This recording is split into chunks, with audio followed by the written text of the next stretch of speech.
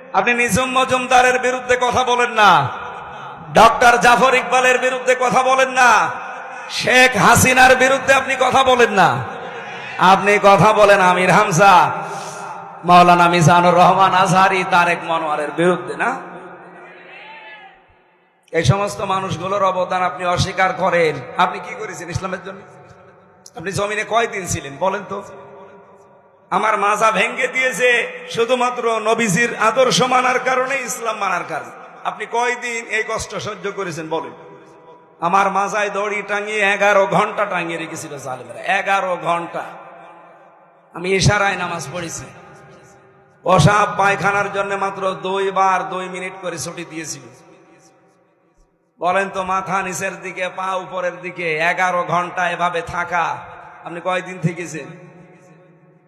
আমার মাথার চুল থেকে পায়ের তালু পর্যন্ত 1 ইঞ্চি জায়গা বাকি নেই যেখানে টর্চার করে। আর আপনি ফতোয়াবাজি করেন দরবারে বসে বসে না? আপনার পেট আর জহব্বা ছাড়া কি আছে কি? কিছু কিছু পীর এই দেশে আছে না, যারা জামাত ইসলামীর অবদানকে দেখতে পায় না। এদের দেখবেন শুধু পেট আর জহব্বা, এই দুইটা বাদ দেবেন কিচ্ছু পাবেন। এত বড় বড় পেট হয়।